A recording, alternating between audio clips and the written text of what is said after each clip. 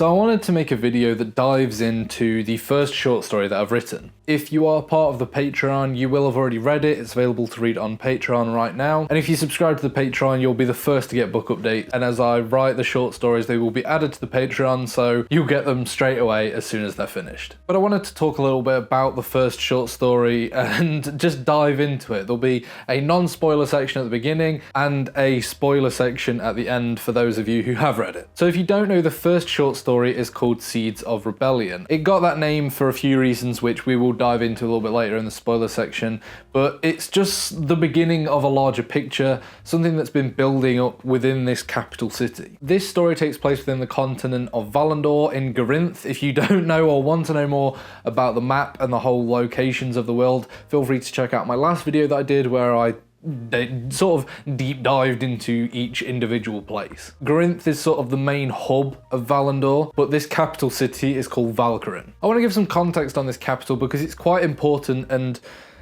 almost necessary for the story. I tried to describe it as much as I could within the story because going into it you will not know this. In an ideal world where this book would be on print, we might start the story with a little diagram or picture of the capital to just give context a little bit, but I'll do that now. So basically, the capital is divided into 3 tiers. It's built up like a massive mountain, and this is a vital key point of pretty much everything that involves the capital. It runs the ecosystem, it runs the class system, it's everything, and it is just imperative to this story. So the 3 tiers will start with the commons. This is the base around the sort of, before it starts to go up into a mountain, this is the base. This is where you'll find the workers, farmlands, industrial lands. It's split up into 4 sections. As it's a big circle, it circles the whole mountain. You've got these 4 sectors. The western sector is where this story takes place, and this is the farmlands. Here you'll find fields and crops and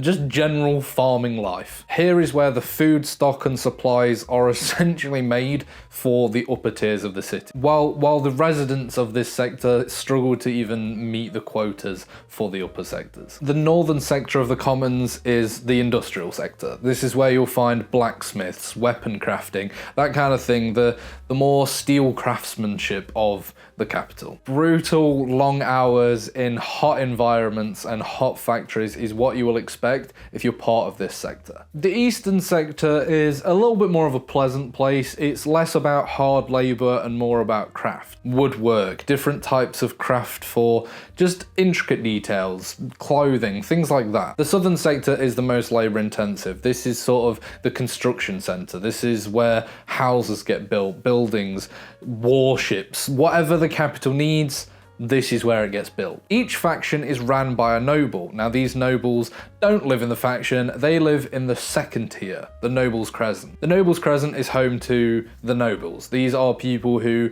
are essentially like the government. They have no major power, but they are given seats for individual places. So they oversee whatever happens. They are sort of the council of Valkyrin. These people are wealthy, they have beautiful architectured houses, they're living the good life. The commons down below are the workers, and these are the people who reap the rewards and reap the benefits of the hard work of the common person in the commons. And lastly, at the top of the mountain, you have the Crownhold Citadel, which is where the king sits. This is a grand, the architecture on this castle is something you have never seen before. With great spiraling towers going up into the sky and just beautiful white bricked, this is the place that you want to be. In all of the capital, it looms over you. It is just imposing at the top of this mountain. It's where you want to be. It's where the king sits and where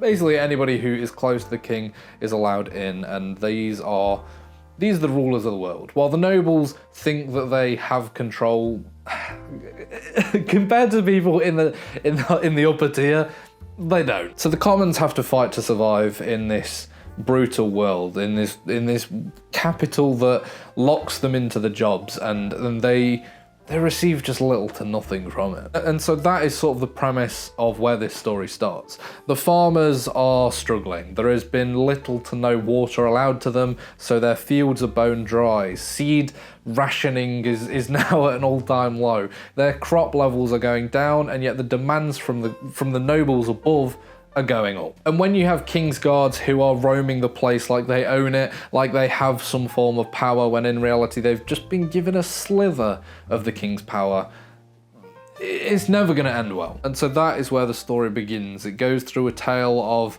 of sorrow, of rebellion against this corrupt system that is put in place. So now I've got that sort of explanation out of the way, I'm going to get into some spoiler territory. So if you've not read it and you want to read it spoiler free, just click off the video and come back once you've finished it.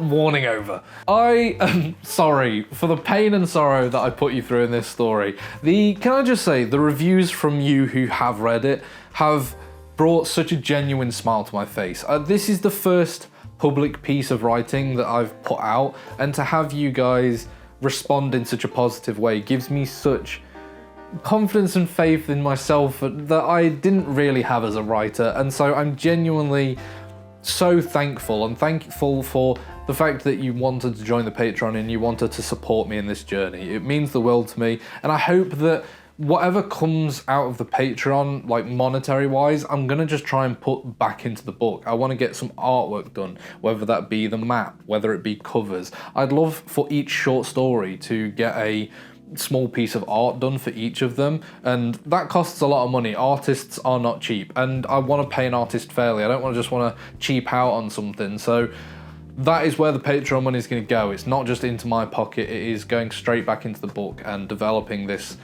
into something that I genuinely truly believe is going to be special. I think it could honestly be what I've been, like, not in a cringy way, but like my life's purpose. But like, I can't thank you lot enough. But anyway, back to the story, because one of the reviews from Demrog, they said after that happened,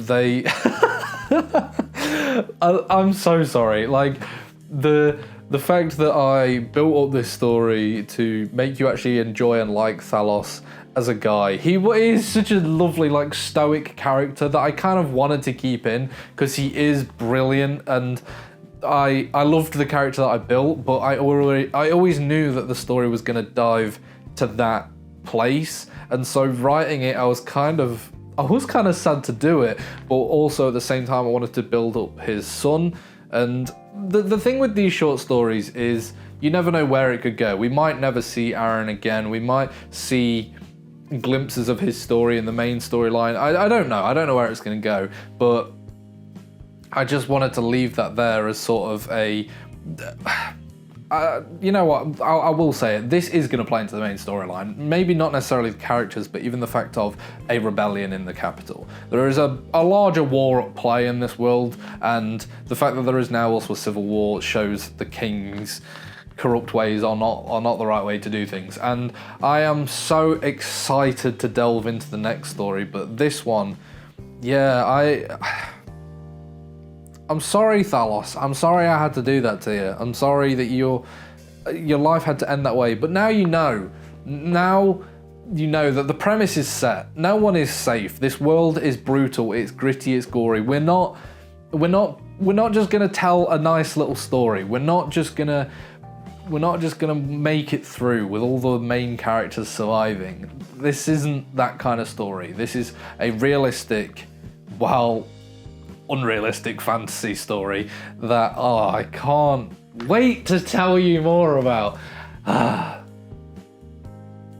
So yeah, the first story is out, and a little bit on the writing process. At first there was only actually really 3 stages to this story. It was the beginning where Thalos runs into the burning house and that sort of set up. There was a little bit at the house where Thalos confronts Aaron, his son, and then he gets the idea to rebel, and then it went straight to the rebellion, and well, not straight to the rebellion, but straight to them carrying the casket through the streets. And After reading it, and I also got Anna to read it, and she said, it's a little bit quick. I feel like it's just starting to get going, and then it ends. And so then what I decided to do was add that little section in talking about them planning and then them doing it. Because I do feel that adds a lot more sense to the story. It adds a lot more depth to it, because it goes from Thalos wanting to sit back to Thalos suddenly doing something, and I feel like this conversation sort of shows that he didn't want it to go the way it went. He thought he was just going to send a message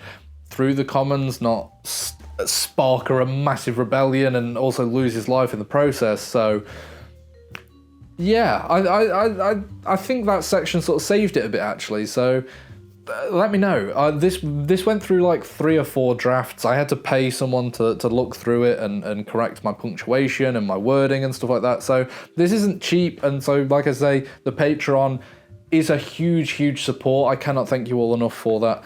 And yeah, I look forward for the next short story, which I will tell you now as a treat, because if you've watched this much of the video, then you deserve something. If you're part of the Patreon, you will have seen it anyway, but the next short story is called The Hollow Hunt. I'm so excited to show you that one.